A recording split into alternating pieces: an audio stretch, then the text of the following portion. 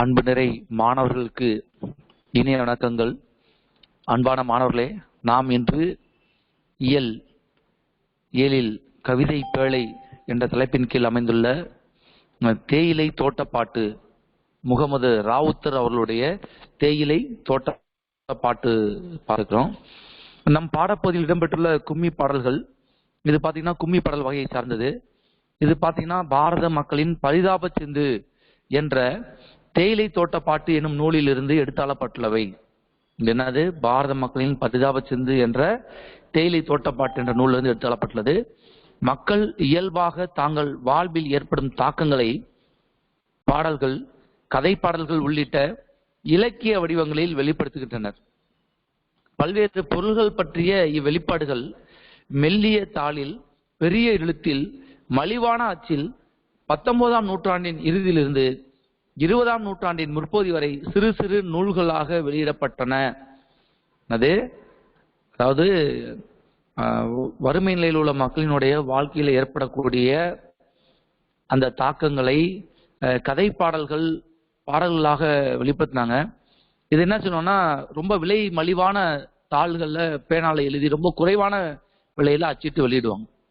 ஆனால் இதுக்கு பேரு பார்த்தீங்கன்னா வெகுஜன இலக்கியம், முச்சந்தி இலக்கியம், குஜிலி நூல்கள், காலனா அரையனா பாட்டு புத்தகங்கள், பெரிய எழுத்து புத்தகங்கள், திருப்பாடல்கள் என்று இந்நூல்கள் பலவாறாக அழைக்கப்பட்டன. இன்னைக்கு கூட நீங்க நம்ம பேருந்து நிலையத்தில் பார்த்தீங்கன்னா, பேருந்து வெளியூர் எங்கேயாவது இல்லை பேருந்து நிலையத்தில் போனோம்னா அங்கே பஸ்ல 10 ரூபாய்க்கு 5 ரூபாய்க்கு புத்தகம் வைப்பாங்க. ரொம்ப கம்மியா இருக்கு தமிழ்நாடை பத்தி. இல்லாட்டி ஆங்கிலம் கற்கலாம் எளிதில், ஹிந்தி கற்கலாம், 3 மொழிகள் கற்கலாம் அப்படின்னு சொல்லி 10 ரூபா 20 ரூபான்னு போடுவாங்க. இப்படி இது என்னன்னா அந்த மலிவு இதுல இருந்து வந்ததுதான் இந்த இலக்கியம். அப்படிதான் இந்த இது ஆரம்பிக்கப்பட்டது. பாருங்க, என்னன்னா வெகுஜன இலக்கியம், முச்சந்தி இலக்கியம், குஜிலி நூல்கள், காலனா அரையனா பாட்டு புத்தகங்கள், பெரிய எழுத்து புத்தகங்கள், திருப்பாடல்கள் என்று இந்நூல்கள் பலவாறாக அழைக்கப்பட்டன. செவ்விய இலக்கிய மரபு பாடாத, சொல்லாத அல்லது புறக்கணித்த கருப்பொருள்களை எல்லாம் இத்தகைய நூல்கள் பாடுபொருளாக்கின்றன. அப்ப இலக்கியம்னா அறம் பொருள் இன்பம் வீடடைதல் நூற்பயனே. அறவழியில பொருள் தேடி, அந்த அறவழியிலே தேடிய பொருளின் மூலமாக இன்பத்தை பெற்று, அந்த இன்பத்தின் மூலமாக வீடு பேர் அடைவது பேர் தான் இலக்கியத்தினுடைய நோக்கம்.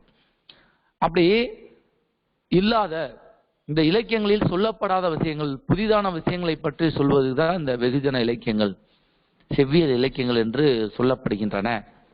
அதாவது செவ்வியல் இலக்கிய மரபு பாடாத, சொல்லாத அல்லது புறக்கணித்த கருப்பொருளை எல்லாம் எந்தெந்த நூல்கள்? வெகுஜன இலக்கியம், முச்சந்தி இலக்கியம், குஜிலி நூல்கள், காலனா அரையனா பாட்டு புத்தகங்கள், பெரிய எழுத்து புத்தகங்கள், திருப்பாடல்கள் வெளிப்படுத்துகின்றன.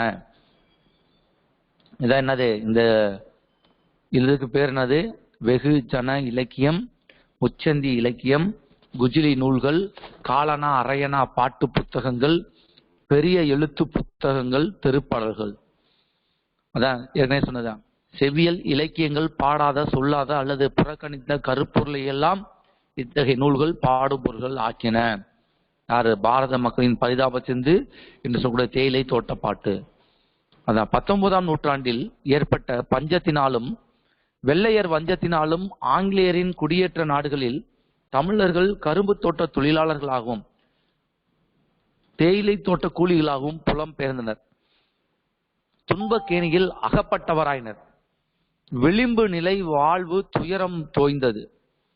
அவர்கள் விம்மி விம்மி அழுத குரலை காற்று கேட்டிருக்கலாம். தஞ்சமும் இல்லாத அவர்கள் நிலையை பாரதி பாடினார். வெகு சனங்களிடையே கும்மி பாடலாக வந்த இத்தகைய சிறுநூல்கள் இத்துயரத்தை பேசின. அப்ப 19ஆம் நூற்றாண்டுல பஞ்சம், வெள்ளையருடைய வஞ்சத்தினால ஆங்கிலேயர்கள் நம்மை அடிமைப்படுத்தினார்கள். அப்ப ஆங்கிலேயர்கள் நம்மை அடிமைப்படுத்தணும்னா என்ன செஞ்சாங்க? எந்தெந்த நாடுகள் அவங்க அடிமைப்படுத்திருக்காங்களோ, எங்கெங்க அங்க தொழிலாளர்கள் பற்றாக்குறை இருக்கோ அங்கெல்லாம் கூட்டு போனாங்க. என்னென்ன தோட்டம்னா கரும்பு தோட்டம், தேயிலை தோட்டம், கூலி வேலைக்கு ஆள் தேவைப்பட்டாங்க. அப்ப என்ன செஞ்சாங்க? யார் யார் ரொம்ப கஷ்டப்படுறாங்களோ அவங்களெல்லாம் கூட்டு போய் அங்க வேலைக்கு அடிமைகளாக ஆக்கினார்கள். அப்ப அதுல அடப்பட்டு தன்னுடைய வாழ்க்கையை இழந்தவர்கள் நிறைய பேர். என்னதான் இருந்தாலும் சொந்த நாட்டுல ஒரு 10 ரூபா சம்பாதிச்சாலும் நம்மளா இருக்கலாம். ஆனா அந்நிய நாட்டுல 1 லட்சம் சம்பாதிச்சாலும் அந்த நாடு நமக்கு உரிமை இல்லை. அவங்களுடைய வாழ்வு நிலையான வாழ்வு கிடையாது. என்னைக்கு வேணாலும் அவங்க போக சொல்லலாம். ஆக அதுதான் உண்மை. அப்படிப்பட்ட அவல நிலையை வாழ்ந்தவருடைய வாழ்க்கையை கும்மி பாடலா இருக்கு. இதை ஏற்கனவே பாரதியாரும் பாடியிருக்கார் கும்மி பாடலும் பார்த்து. அதான் இப்ப பார்க்க போறோம். நம்ம இதான் தேயிலை தோட்ட பாட்டு, முகமது ராவுத்தருடைய பாட்டு. இந்த பாட்டு என்ன பண்றது, ஏற்கனவே சொன்னா கும்மி பாட்டுன்னு. தந்தன்னாதினம் தந்தன்னாதினம் தந்தன்னாதினம் தந்தானே தந்தன்னாதினம் தன்னானே தந்தன்னாதினம் தந்தன்னாதினம் தந்தன்னாதினம் தன்னானம். இதுதான் அந்த மெட்டு. இந்த மெட்டுல தான் அந்த கும்மி பாட்டு இருக்கும். அந்த கும்மி பாடல் வகையில தான் நமக்கு பாடமா உள்ள இந்த பாட்டு இருக்கு. வாங்க பாட்டு போவோம். ஆதியிலே நமது இந்திய தேசத்தில் ஆன பலவித கைத்தொழில்கள் மிக சாதாரணமாகவே ஓங்கி கூடிக்கொண்டு சால சிறப்புடனே திகழ்ந்ததே. ஆதியிலே நமது இந்திய தேசத்தில் ஆன பலவித கைத்தொழில்கள் மிக சாதனமாகவே ஓங்கி குடிகொண்டு சால சிறப்புடன் திகழ்ந்ததே. நாகரீகத்திலும் ராஜரீகத்திலும் நாடெங்கும் எந்நாளும் கொண்டாடிட அருஞ்சேகரம் போல சிறந்து விளங்கிடும் செல்வம் அழிந்த திருநாடு. பாரத தேசம் எப்படிப்பட்ட நாடு? ஆதியிலே பழங்காலத்திலேயே நம்முடைய இந்திய தேசத்தில் ஆன பலவித கைத்தொழில்கள், ஒவ்வொருவருக்கும் ஒரு தொழில் இருந்துச்சு. அந்த தொழிலை செய்து அவருடைய வாழ்க்கைக்கு வேண்டிய வாழ்வாதாரத்தை வசதிகளை பெருக்கொண்டு இன்பமாக வாழ்ந்தார்கள். அவங்க தங்களுக்கு என்ன தொழில் தெரியுமோ அந்த தொழிலே கண்ணும் கருத்துமாக அதை செம்மையாக செய்து சிறப்புடன் வாழ்ந்த தேசம் நம்முடைய பாரத தேசம். ஆதியிலே நமது இந்திய தேசத்தில் ஆன பலவித கைத்தொழில்கள். அந்த மண்பாட்டம் செய்யறவங்க மண்பாட்டம் செய்வாங்க, நெசவு தொழில் செய்யறவங்க நெசவு தொழில் செய்வாங்க, விவசாயம் செய்யறவங்க விவசாயம் செய்வாங்க, சிறு சிறு கூடை முடையவர்கள் பாய் முடையவர்கள் அவங்க அந்த வேலையை செஞ்சாங்க. அப்ப எல்லாரும் ஒரு கைத்தொழில் வச்சிருந்தாங்க. அவங்களுக்கு தெரிஞ்ச கைத்தொழிலை திறம்பட செய்து அதில் வருகின்ற வருவாய் மூலமாக தங்களுடைய வாழ்வாதாரத்தை நடத்தி கொண்டிருந்தார்கள். சிறப்புடனே இருந்தார்கள். நாகரீகத்திலும் ராஜரீகத்திலும் நாடெங்கும் எந்நாளும் கொண்டாடிட. நாகரிகம், உயர்ந்த நாகரிகமுடையவர்களாக நம்முடைய மூதாதையர்கள் இருந்திருக்கிறார்கள். ராஜரீகத்திலும் அரச வாழ்க்கையிலும் மிகச் சிறந்த வாழ்க்கை நடத்தி நாடெங்கும் எந்நாளும் கொண்டாடிட. விழாக்கள் எல்லாம் நிறைய ஏற்படுத்தி வழிபாடு தலங்களை ஏற்படுத்தி மக்கள் எந்நாளும் மகிழ்ச்சியாக வாழ்ந்திருந்தார்கள். அரும் சேகரம் போல சிறந்து விளங்கிடும் செல்வம் அழிந்த திருநாடு. மிக சிறந்த பல்வேறு வளங்களை பெற்று செல்வம் அழிந்த திருநாடு. செல்வ வளம் மிகுந்திருந்த நாடு நம்முடைய பாரத தேசம். வற்றாத ஜீவனத்தில் எங்க பார்த்தாலும் பசுமை போர்த்திய போர்வையாக விவசாயம், அவங்களுக்கு ஏற்ற தொழில்கள் செய்து யாரும் யாரையும் வஞ்சகம் செய்யாமல் எல்லாரும் இன்புற்று இருந்தார்கள் நம்முடைய பாரத தேசம். அருஞ்சேகரம் போல உயர்ந்த வாழ்க்கையை பெற்று சிறந்து விளங்கிய தேசம் நம்முடைய பாரத தேசம். தான் பாருங்க, ஆதியிலே நமது இந்திய தேசத்தில் ஆன பலவித கைத்தொழில்கள் மிக சாதாரணமாகவே ஓங்கி கூடிக்கொண்டு சால சிறப்புடன் திகழ்ந்ததே. நாகரீகத்திலும் ராஜரீகத்திலும் நாடெங்கும் எந்நாளும் கொண்டாடிட அருஞ்சேகரம் போல சிறந்து விளங்கிடும் செல்வம் அழிந்த திருநாடு சொல்லியிருக்காங்க. அது பல்வேறு விதமான தொழில்கள் நாகரீகத்திலும் ராஜரீகத்திலும். அப்ப உயர்ந்த கட்டிடக்கலை, உயர்ந்த இசைக்கருவிகள், உயர்ந்த உணவுகள், மட்பாண்டங்கள், படகு, கட்டிடக்கலை எல்லாத்திலையும் சிறந்து விளங்கி இருக்கிறார்கள். இந்த என்னது அந்த நாரை வைத்து முதல்லாம் இப்படிதான் இருக்கும், சேரலாம் நாற்காலிகள்லாம் இடையில பாத்தீங்கன்னா இப்படிதான் வந்துருக்காங்க. அப்ப அந்த அளவுக்கு அவங்க பாத்தீங்கன்னா அவ்வளவு செம்மையான தொழில்கள் செய்து வாழ்ந்தார்கள். மட்பாண்டம் செய்வர்கள், சிற்ப வேலை செய்பவர்கள், இப்படி பல்வேறு விதமான தொழில்கள் செய்து உயர்ந்த வாழ்க்கை வாழ்ந்து இருந்தனர் அனைவரும். ஒரு அந்தந்த நில அமைப்பு ஏற்ப குறிஞ்சி முல்லை மருதம் நெய்தல் பாலை என்ற நில அமைப்புக்கு ஏற்ப தொழில்கள் செய்து சிறப்புடன் வாழ்ந்து வந்தார்கள். செல்வம் மிகுந்த நாடு, செல்வ வளம் மிகுந்தது நம்முடைய நாடு. அதாவது நாணயம்லாம் தங்கத்தால் செய்யப்பட்ட நாணயங்களாகவும் இருந்திருக்கின்றன. பல்வேறு கலைத்தொழில்கள் மிகுந்திருந்தன. நாடெங்கும் வளம் மிகுந்திருந்தது. அதைத்தான் இதெல்லாம் காட்டுகின்றது. இத்தகைய சீரும் சிறப்பும் கொண்ட நமது இந்திய தேசத்தில் அந்நியர்கள் நடு மத்தியில் வந்து குடிபுகுந்து வரும் மானம் கெடுத்து வருமானம் கொடுத்து ரட்சித்து வரும் கைத்தொழில் யாவையும் கொஞ்சம் கொஞ்சமாக காத்திருந்து சமயம் பார்த்து உள்ள அத்தனையும் கொள்ளையிட்டு கொண்டு நம்மை அற்ப பிராணி போல் செய்ததினால். இத்தகைய சீரும் சிறப்பும் கொண்ட நமது இந்திய தேசத்தில் எல்லா வளமும் இருந்தது. அதாவது என்ன வளம் இல்லை இந்த திருநாட்டில், ஏன் கையை ஏந்த வேண்டும் வெளிநாட்டில், ஒழுங்காய் பாடுபடு வயக்காட்டில், உயரும் உண்மதி பயல்நாட்டில் என்ற ஒரு பாட்டு இருக்கு. அப்ப எல்லா வளமும் நலமும் சிறப்பும் கொண்ட தேசம் நம்முடைய பாரத தேசம். அந்த பாரத தேசத்துல நடு மத்தியில் வந்து குடி வந்தவங்க இருக்காண்டே வியாபாரம் செய்வதற்காக தங்களுடைய பொருட்களை வியாபாரம் செய்ய விற்பனை சந்தையாக இந்திய தேசத்திற்கு வந்தவர்கள் அந்நியர்கள். அவங்க வந்து என்ன சொன்னாங்கன்னா, வருமானம் கொடுத்து ரட்சித்து வரும் கைத்தொழில் யாவையும் கொஞ்சம் கொஞ்சமாக காத்திருந்து சமயம் பார்த்து உள்ள அத்தனையும் கொள்ளையிட்டு கொண்டு. முதல்ல அவங்க என்ன செஞ்சாங்க, ஆகா இங்க ரொம்ப நல்லவங்களாவும் இருக்காங்க, எல்லா வளமும் உடையவங்களா இருக்காங்க, இவங்களை ஒன்றும் செய்ய முடியாது போல நினைச்சு என்ன செஞ்சாங்க, யார் யாருக்கு என்னென்ன தொழில் மூலமா வருமானம் வருதோ அந்த வருமானம் அந்த தொழில் எல்லாம் கொஞ்சம் நசுக்க ஆரம்பிச்சாங்க. அந்த தொழிலை அழிக்க ஆரம்பித்தார்கள். நம்மை அறியாமலே அந்த தொழில் அழிந்து போக ஆரம்பித்தது. அப்போ ஒரு காலகட்டத்தில் என்னன்னா, தொழில்கள் எல்லாம் சிறு தொழில்கள் குறு தொழில்கள் எல்லாம் நசுக்கப்பட்டதன் காரணமாக அந்த வேலை செய்த தொழிலாளர்கள் எல்லாம் வருவாயின்றி தவிக்க ஆரம்பித்தார்கள். நம்முடைய வளங்களை எல்லாம் கொள்ளையடித்து கொண்டு சென்று விட்டார்கள். அவர் நம்முடைய திறமை எல்லாம் கொள்ளையடித்து, ஒரு தலைமுறைக்கு ஒரு தொழில் தெரியாட்டி அந்த தொழிலை நிச்சயமா அடுத்த தலைமுறை செய்வதற்கு வாய்ப்பே இல்லை. அப்ப தொழில்கள் எல்லாம் நம்முடைய தொழில்கள் எல்லாம் நசுக்கப்பட்டதன் காரணமாக நம்ம என்னது வருவாயிலிருந்து எல்லா வறுமையில வாடக்கூடிய நிலையிலே நாம் தள்ளப்பட்டோம். அதான் அத்தனையும் கொள்ளையிட்டு கொண்டு நம்மை அற்ப பிராணி போல் செய்ததனால் நம்முடைய இருந்தக்கூடிய வளங்களை எல்லாம் அழித்து விட்டார்கள். ஏற்கனவே பார்த்தோம், இந்த இதுல பார்த்தோம், இந்த மட்பாண்டம் செய்யக்கூடிய தொழில், சிற்ப தொழில், இதெல்லாம் செய்யக்கூடியவங்களை அந்த சிறு தொழிலெல்லாம் செய்ய விடாம ஆக்கிட்டாங்க. அப்ப இந்த தொழிலெல்லாம் அவங்க செய்ய விட்டனால என்னாச்சுன்னா, அவங்களுக்கு போதிய வருவாய் கிடைக்காமல் தத்தளித்தார்கள். இந்த வாய்ப்பை ஆங்கிலேயர்கள் திறம்பட தங்களுக்கு தேவைக்கேற்றவாறு மாற்றிக்கொண்டார்கள். நம்மை அற்ப பிராணி போல் நம்மை வறுமை கோட்டிற்குள் தள்ளிவிட்டார்கள். அதானது நம்முடைய இப்படி சிறும் சிறப்பும் கொண்ட நாடு. நினைச்சு பாருங்க, வைரங்கள்ல இருந்து எல்லாமே நம்மகிட்ட, எல்லா தொழிலும் நம்மகிட்ட தெரிஞ்சிருந்துச்சு.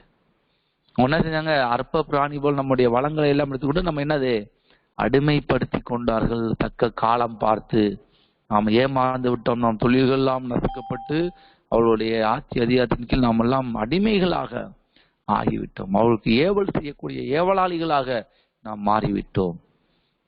உண்டு பிறந்து வளர்ந்த இடந்தனில் உற்ற பலவித வேலை செய்து நாம் பெண்டு பிள்ளையுடன் கஷ்டப்பட்டு தினம் நாயினும் பேயினும் நாயினும் கீழாகினும். என்னது, உண்டு வளர்ந்த இடந்தனில் நம்ம பிறந்து நம்ம வளர்ந்த இடத்துல நம்ம நினைச்சோம், நம்மளுடைய தொழிலெல்லாம் நசுக்கப்பட்டதன் காரணமாக நாம பிறந்து வளர்ந்த அந்த பூமியில நம்முடைய தொழிலை செய்யாம வேற வேற வேலையை செஞ்சு நம்முடைய குழந்தை குட்டிகளோட நாயினும் பேயினும் கீழாகினும். அதோட ரொம்ப கேவலமான வாழ்க்கை. ஏன்னா நம்மள மாதிரி எல்லா தொழிலும் நசுக்கப்பட்டுச்சு, யாருக்குமே வேலை இல்லை. ஆனால் நம்ம யார்கிட்ட வேலை கிட்டாலும் அவங்க வேலைக்கு தர்றதுக்கு தயாரா இல்லை. அப்ப நம்முடைய வாழ்வாதாரம் மிக மோசமான நிலையிலே, நலிவடைந்த நிலையிலே நசுக்கப்பட்டது. நமக்கு உய்வில்லை என்று சொல்லக்கூடிய அளவுக்கு நம்ம சொந்த நாட்டிலே நம்ம எல்லாம் ரொம்ப மிகவும் கீழானவர்களாக மாற்றிவிட்டார்கள். என்ன செஞ்சாங்க, வேலைக்கு வாரீரோ என்று சொல்லி பல வித்தாரமாகவே நோட்டி சுட்டி நம்மை ஆலை கரும்பு போல் ஆட்டி குரங்காட்டும் அந்த கங்காணிகள் கூப்பிடவே. கங்காணிகள் நான் சொன்னேன், வேலைக்கு வாரீரோ என்று சொல்லி பல வித்தாரமாகவே நோட்டி சுட்டி உடனே நம்முடைய வறுமையை அவர்கள் பயன்படுத்தி கொண்டு, வேலைக்கு வரீங்களா, வேலைக்கு ஆள் தேவை, உங்களுக்கு ஒரு எதிர்காலம், ஒரு உன்னதமான எதிர்காலம் இருக்கு, நீங்க மட்டும் அங்க வேலைக்கு போயிட்டு வந்தா உங்க குடும்பத்தோட கஷ்டம்லாம் போயிடும், கடன்லாம் போயிடும், உங்க குடும்பம் நல்லா இருக்கும், உங்க குடும்பத்தில் உள்ளவங்களும் ஒரு சிறந்த எதிர்காலம் இருக்கு, நிறைய வருமானம் கிடைக்கும், நீங்க வேலை பார்த்து முடிஞ்ச குடும்பத்தை கூட கூட்டு போலாம். இப்படி வித்தாரமாகவே ஏமாற்றி சொல்லி பல மனதை மயக்கி நோட்டீஸை காட்டி ஆலை கரும்பு போல் கரும்பு ஆலை குளட்டன வெறும் சக்கரம் தான் வரும். அது போல ஆட்டி குரங்காட்டும் அந்த குரங்கு கையில் கையில் வச்சு குரங்கு தனக்கு தேவையான மாதிரி வித்தை காட்டக்கூடிய அந்த குரங்காட்டி போல அந்த கங்காணிகள் நம்முடைய வறுமையை பயன்படுத்தி கொண்டு நம்மை ஆலை கரும்பு போல, குரங்குகளை போல மாற்றி விட்டார்கள் அந்த கங்காணிகள். எப்படி உண்டு பிறந்து வளர்ந்த இடந்தனில் உற்ற பலவித வேலை செய்து நாம் பெண்டு பிள்ளையுடன் கஷ்டப்பட்டு தினம் பேயினும் நாயினும் கீழாகினம் வேலைக்கு வாரீரோ என்று சொல்லி பல விசாரமாகவே நோட்டீஸ் ஒட்டி நம்மை ஆலை கரும்பு போல் ஆட்டி குரங்காட்டும் அந்த கங்காணிகள் கூப்பிடவே, இந்த கங்காணிகள் கூப்பிட நம்மள என்ன சொல்லிட்டோம், நம்முடைய மதிமயங்கி போச்சு. அது பிறந்து வளர்ந்த இடத்துல நம்ம என்னது ரொம்ப கஷ்டப்படுத்தி நம்ம என்னது ரொம்ப அடிமைப்படுத்திட்டாங்க. நம்ம என்னது ஃபுல்லா அடிமை வாழ்வு பெய்யணும். அந்த கங்காணி வந்து என்ன சொன்னாங்க, ஆசை வார்த்தை சொன்னாங்க, வாங்க உங்களுக்கு நல்ல எதிர்காலம் இருக்கு, உங்களுக்கு வேண்டிய வாரி இருக்கும் அப்படின்னு சொல்லி நம்மளெல்லாம் ஆசை காட்டி நம்மளை அடிமையாக்கிட்டாங்க. எப்படி நம்ம ஆலை கரும்பு போல் ஆகிவிட்டோம், வாழ்க்கையெல்லாம் அழிந்து போச்சு, நம்முடைய வருமானம் தரக்கூடிய தொழிலெல்லாம் நசிந்து போச்சு.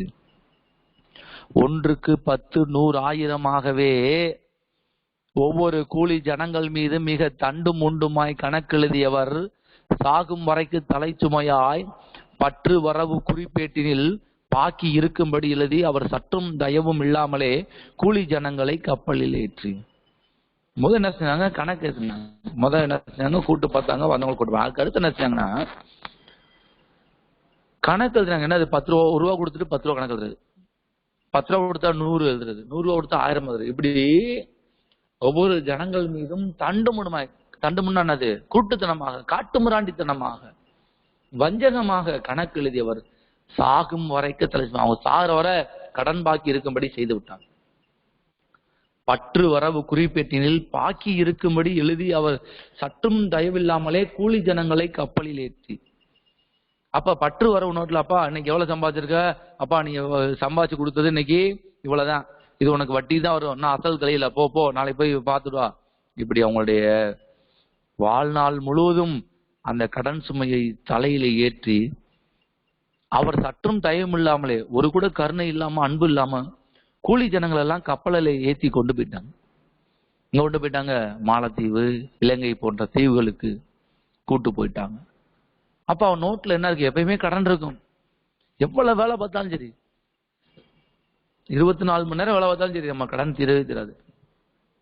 அந்த அளவுக்கு நோட்ல ஃபுல்லா பார்த்தோன்னா தப்பா கணக்கு எழுதி நம்ம 1க்கு 10 100க்கு 1000ஆக கணக்கு எழுதி நம்ம என்ன அடிமைகளாக்கி கப்பலிலே ஏற்றி கொண்டு போய் எங்க, அக்கறை தேசத்தின் லங்கை தீவுக்குள்ளே அந்தமான் தீவு போன்ற இடத்தில் மிக சிக்கனமாகவே வெள்ளையர் தங்களின் தேயிலை தோட்டத்தில் சேர்த்து விடுவார்.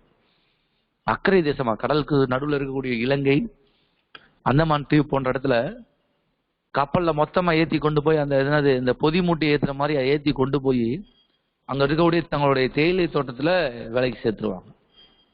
அது இலங்கை அந்தமான் போன்ற தீவுகள்ல தேயிலை தோட்டத்துல என்னது வேலைக்கு சேர்த்துருவாங்க. எப்படி அதுக்காண்டி கப்பல்ல ஏத்தி, மொத்தமா கப்பல்ல ஏத்தி கொஞ்சம் நம்மளை அடிமையில ஆக்கி பாருங்க. நம்முடைய எப்படி நம்மளுடைய எவ்வளவுதான் வேலை பார்த்தாலும் நம்முடைய இப்படிதான் இருப்போம், வெறும் எலும்புதான் இருக்கும், சாப்பாடு கூட நல்ல சாப்பாடு கிடைக்காது. அப்ப கப்பல்ல ஏத்தி அடிமையிலா கொண்டு போய் அங்க எப்படி இருந்தவங்க எப்படி மாறிட்டாங்க பாரு. கப்பல்ல ஏத்தி கொண்டு போறப்ப நம்முடைய உடல் இவ்வளவு திடகாத்திரமா இருக்கு, இங்க போய் வேலை செய்து நம்முடைய உடல் இப்படி ஆகி போயிடும். அந்த அளவுக்கு என்னது நம்மள தேயிலை தோட்டத்துல போய் சேர்த்துருவாங்க கூலி வேலைக்கு. இங்க குடும்பத்தோட போய் வளர்க்கணும், அங்க அடிமைகளாக குடும்பத்தோட போய் வளர்க்கணும். மனைவி, பெண்டு பிள்ளைகள் எல்லாரும் வேலை பார்த்தாலும் சரி, நம்ம கடன் சுமை மட்டும் தீரவே தீராது. உண்ண உணவுக்கும் உள்ள செலவுக்கும் ஒவ்வொரு நாளும் அரிதாகி சிறு மண்ணுளி பாம்பு போல் பெண்டு பிள்ளையுடன் வாழ்ந்து வருவதை காணீரும். ஆதலாலே இனி இந்த சகோதர அன்புள்ள சகோதரிகளின் மேல் இந்த பூத தயை இல்லா கங்காணிகள் செப்பும் பொய்யுரை கண்டு மயங்காதீர். உண்ண உணவுக்கும் உள்ள செலவுக்கும் ஒவ்வொரு நாளும் அரிதாகி, நம்ம எவ்வளவுதான் வேலை பார்த்தாலும் நம்ம சாப்பாடுக்கு கூட, நம்முடைய அடிப்படை தேவைகளுக்கு கூட நாம் உழைக்கக்கூடிய உழைப்பின் மூலமாக பெறக்கூடிய பயன் இருக்காது. எவ்வளவு கஷ்டப்பட்டு சம்பாதிச்சாலும் நம்ம ஒரு நாளைக்கு 10 ரூபாய்க்கு வேலை பார்த்தோம்னா 5 ரூபா தான் கூலி தருது. அந்த 5 ரூபால அவனுக்கு வேண்டிய கடனை பிடிங்கிறது. அதுக்கப்புறம் மீதி நமக்கு சாப்பாடுக்கு கூட, நல்லது கூட, எதுக்குமே நமக்கு பணம் மீதி இருக்காது. அதான் மண்ணொலி பாம்பு போல். மண்ணொலி பாம்புன்னா அது பூமிக்குள்ளதான் இருக்கு, வெளியே வர முடியாது.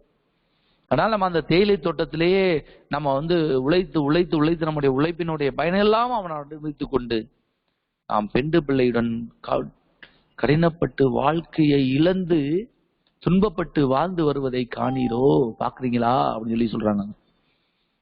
ஆதலாலே இனி இந்த சகோதர அன்புள்ள சோதரிகளின் மேல், அன்புள்ள சகோதர சகோதரிகளே, நாங்க சொல்ற தயவு செஞ்சு கேளுங்க. கேளுங்க. நாங்கெல்லாம் எவ்வளவு கஷ்டப்படுறோம் தெரியுமா? நாங்க எவ்வளவுதான் உழைச்சாலும் எங்க குடும்பத்தோட கஷ்டப்படுறோம். நான், என்னுடைய கணவர், என்னுடைய குழந்தைகள் எல்லாரும் கஷ்டப்பட்டு எவ்வளவு உழைச்சாலும் சரி, எங்களுடைய கணக்குகள் தீர்ந்தபாடு இல்லை, கடன் சுமை தீர்ந்தபாடில்லை. ஒரு நாள் கூட நாங்கள் மகிழ்ச்சியாக வாழ்ந்ததில்லை. துன்பத்தினுடைய அந்த தோணியிலே ஏற்றிவிடப்பட்ட கடலிலே, துன்ப கடலிலே நாங்கள் வாழ்ந்து வருகின்றோம். ஆகவே எனது அருமை இந்திய தேசத்தில் வாழக்கூடிய மக்களே, சகோதர சகோதரிகளே, நாங்கள் சொல்வதை கேளுங்கள். இந்த பூத தயை இல்லா, பூதமாக கொஞ்சம் கூட கருணை இல்லாத கங்காணிகள் சொல்லக்கூடிய பொய்யுரை கண்டு மயங்காதீர்கள். தயவு செஞ்சு யாரும் அந்த கங்காணிகள் சொல்ற பேச்சை கேட்டு மயங்கிறாதீங்க. அவங்களாம் நல்லவர்கள் இல்ல, நம்ம எல்லாம் அடிமைப்படுத்த வந்தவர்கள், நம்முடைய வாழ்க்கையை சிதைக்கக்கூடியவர்கள். தயவு செஞ்சு கங்காணிகள் கூப்பிடான்னு சொல்லி யாருமே நம்முடைய நாட்டை விட்டு வெளியேற போயிடாங்க, நம்ம தேசத்தை விட்டு போயிடாங்க. நமக்கு அங்க எந்த பாதுகாப்பும் இல்லை, என்ன வேலை பார்த்தாலும் நமக்கு ஒரு நிம்மதி இல்லை. ஆகவே யாரும் இந்த கங்காணிகள் செப்பும் பொய்யுரை கண்டு மயங்காதீர். உண்ண உணவுக்கும் உள்ள செலவுக்கும் ஒவ்வொரு நாளும் அரிதாகி சிறு மண்ணொலி பாம்பு போல் பெண்டு பிள்ளையுடன் வாழ்ந்து வருவதை காணீரோ. ஆதலாலே இனி இந்த சகோதர அன்புள்ள சகோதரிகளின் மேல் இந்த பூத தயையில்லா கங்காணிகள் செப்பும் பொய்யுரை கண்டு மயங்காதீர். உங்க பேச்சை கேட்டு கொஞ்சம் கூட மயங்காதீர்கள். இப்படி சென்ற அந்த தேயிலை தோட்டத்தில் இந்தியர் துன்பப்படுவதற்கு மனதொப்பிய கல்வி ஒழுக்கம் நாகரிகம் ஒன்றேனும் மில்லா குறையெனவே இன்றேனும் கண்டுங்கள் பிள்ளைகளுக்கெல்லாம் ஏற்றமுள்ள கல்வியை புகட்டி நீங்கள் ஒன்றும் குறைவில்லா ஒற்றுமையாகவே ஊரில் கடப்பாடு செய்குவீரோ.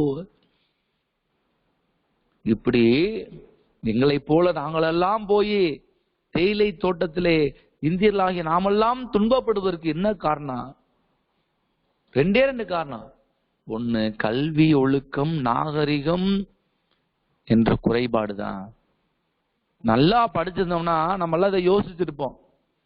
நல்லா நமக்கு தெரிஞ்சிருந்துச்சுன்னா அதெல்லாம் போயிருக்க மாட்டோம். நம்முடைய அறியாமையும் நம்முடைய கல்வி அறிவின்மையும் தான் நம்ம இந்த துன்பத்திற்கு காரணம்.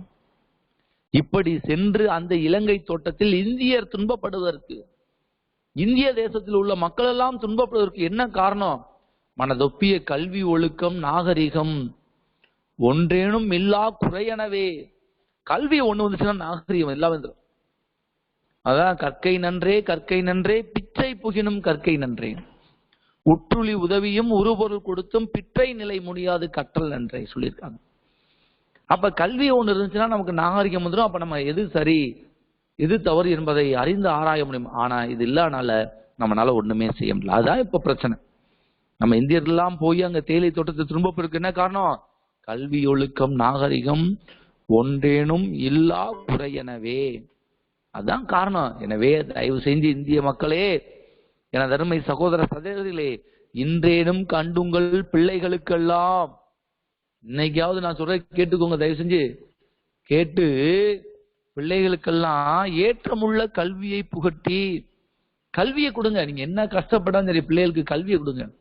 கல்வியை கொடுத்து நீங்கள் ஒன்றும் குறையில்லா ஒற்றுமையாகவே ஊரில் கடப்பாடு செய்யல. என்ன கஷ்டம்னாலும் என்ன துன்பம்னாலும் நம்ம இருக்க ஊருக்குள்ள இருந்து பழகிக்கோங்க. வெளியே போய் ஒரு நல்ல ஒளிமயமான எதிர்காலம் கிடைக்கின்றது என்று சொல்லி உங்களை மூழ்கும் இருட்டினில் கொன்று விடுவார்கள், நரகத்தில் தள்ளி விடுவார்கள். ஆகவே கங்காணிகள் சொல்லும் பொய்யுரைகளை கேட்டு நீங்கள் மயங்கி வராதீர்கள்.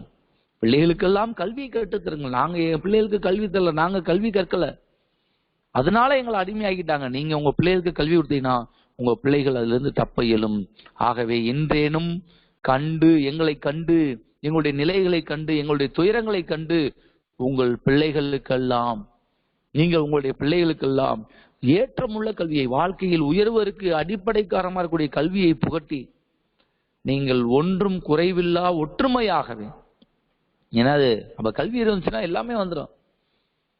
குறையில்லா ஒற்றுமையை வேணும். ஒன்றும் குறையில்லா வாழ்க்கை வரலாம். கல்வி வந்துச்சுன்னா உங்களுடைய துன்பங்கள் எல்லாம் நீங்கணும். கல்வி வந்துச்சுன்னா ஒற்றுமையா இருப்பீங்க. இப்படி ஊரில் இருக்கவங்க கட்டுப்பாடு செய்வீரோ. ஆக இதுதான் வாழ்க்கை. ஊர்ல உள்ள பெரியவங்க, சான்றோர்கள், அறிஞர் எல்லாம் சேர்ந்து ஊர்ல உள்ள பிள்ளையெல்லாம் படிக்க வைங்க. ஊர்ல உள்ளவங்களா உண்மையா இருக்க வைங்க. கல்வி கட்டுட்டாங்கன்னா நல்ல நாகரிகம் வரும். அப்ப ஒரு தலைமுறையினுடைய வாழ்க்கையை கல்வி அளித்தனால நம்முடைய இந்திய தேசம் பட்ட துயரம் என்ன சொல்ல இயலாத துயரங்கள். ஆகவே இந்திய மக்களே, நீங்கள் கல்வியில் உங்கள் குழந்தைகளுக்கு கல்வியை புகட்டுங்கள். அதன் மூலமாக குறைவில்லா வாழ்வை வாழலாம், ஒற்றுமையாக வாழலாம், நம்ம ஊரிலேயே வாழலாம், நம்முடைய மக்களோட வாழலாம், அடிமை வாழ்வு இன்றி வாழலாம் என்று கூறுகிறார். யாரு? முகமது ராவுத். இதுதான் தேயிலை தோட்ட பாட்டு என்று சொல்லக்கூடிய இயல் 7 இருக்கக்கூடிய ஒரு அருமையான கவிதை. வெகுஜன மக்களினுடைய வாழ்க்கை, உலகத்துல கஷ்டப்படுறவங்க நிறைய இருக்காங்க, எவ்வளவு கஷ்டப்படுறாங்கன்றத அதையும் நம்முடைய இலக்கியங்கள் சொல்லியிருக்கின்றன என்பதுதான் அதனுடைய நோக்கம். பாட்டை பாருங்க. இப்படி சென்று அந்த தேயிலை தோட்டத்தில் இந்தியர் துன்பப்படுவதற்கு மனதொப்பிய கல்வி ஒழுக்கம் நாகரிகம் ஒன்றேனும் இலா குறையெனவே இன்றேனும் கண்டு உங்கள் பிள்ளைகளுக்கெல்லாம் ஏற்றமுள்ள கல்வியை புகட்டி நீங்கள் ஒன்றும் குறைவில்லா ஒற்றுமையாகவே ஊரில் கடப்பாடு செய்குவீரே அப்படின்னு. அப்ப குடும்பத்தோட வேலை பார்த்து நாங்க துன்பப்படுறத பாருங்க. இதை பார்த்தாவது நீங்க என்ன செய்யுங்க, எங்களுடைய அடிமை முறை வாழ்க்கையை பார்த்தாவது உங்கள் குழந்தைகளுக்கெல்லாம் என்னது ஆங்கிலேயர்கள் நம்ம கிட்ட எப்படி வந்தாங்க பாருங்க. முத வேலை பார்க்கறதுக்கு மாதிரி இருந்தாங்க. கொஞ்சம் கொஞ்சமா வளர்ந்து இன்னைக்கு பாருங்க நம்முடைய எல்லாத்தையும் அவங்க கைப்பற்றிக்கிட்டாங்க. பெருச்சாளிகளாக, ஊழல் பெருச்சாளிகள் போல நம்முடைய இந்தியனுடைய உரிமைகளையும் வளத்தையும் தின்று தின்று கொழுத்து எடுத்து விட்டார்கள். ஆகவே நீங்க குழந்தைகளுக்கு என்ன சொல்றாங்க, ஏற்றமுள்ள கல்வியை கொடுத்து ஊரில் ஒற்றுமையாக வாழ கடப்பாடு செய்யுங்கள் என்று இந்த பாடலில் கூறுகிறார்கள். இது உரிய மதிப்பீட்டு வினாக்கள்.